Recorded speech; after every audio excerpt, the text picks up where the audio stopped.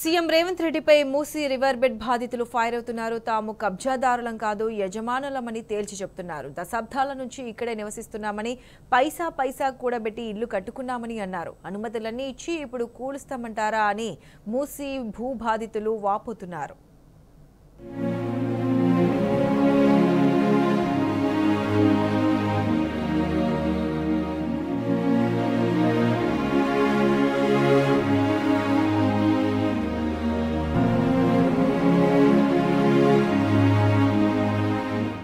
Musi operation నిర్వాసితుల్లో దడపుట్టిస్తున్నది. తహసీల్దార్ల బృందం మూసీ పరివాహక ప్రాంతాల్లో సంచరిస్తూ నిర్వాసితుల్ని ఒప్పించే యత్నం చేస్తున్నది. ఆ బృందాలను చూస్తేనే అక్కడి జనం వణికిపోతున్నారు.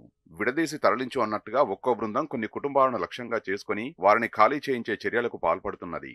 సైదాబాద్, నాంపల్లి, ఉప్పల్, నాగోల్ ప్రాంతాల్లో అధికారులకు నిర్వాసితులు ఎదురు తిరిగారు. ఎందుకు పోతాం, మా బాధలు ఏం చూసిండు రేవంత్ రెడ్డి, మా వద్దకు రమ్మను, ఇండ్ల కూల్చివేతను మానుకుంటేనే మంచిది, లేకుంటే పరిణామాలు తీవ్రంగా ఉంటాయని హెచ్చరిస్తున్నారు.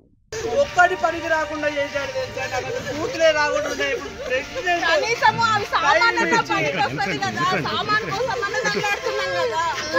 ప్రెగ్నెంట్ ఏం కాపాడతారు మీరు? ఏం రాష్ట్రం మీది? కాపాడడం కోసం చేస్తున్నారని అంటారు.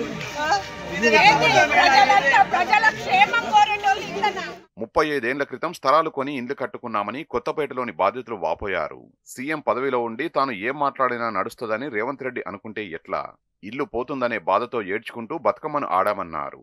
హైదరాబాద్ మొత్తం రేవంత్ రెడ్డికి వ్యతిరేకంగా మాట్లాడుతుందని బాధితులు మండిపడుతున్నారు. పండుగ పూట రేవంత్ తమను ఏడిపించారని బాధితులు కన్నీటి పర్యంతమవుతున్నారు. తమంతట తాము ఖాళీ చేస్తే 25,000 రూపాయల పారితోషికం ఇస్తామంటూ ఆశ చూపించినా చాలా మంది తమ గూడును వదలడానికి అంగీకరించడం లేదు.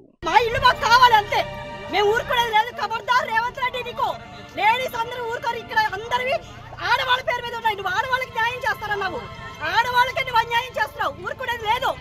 ముందే చెప్తున్నా, మేమందరం ఎంత ధర్నాకనే దిగబడతాం. మీ ఇంటి ముందు మేము ధర్నా చేస్తాం, నువ్వెలా సుఖంగా ఉంటావు మేము చూస్తాం.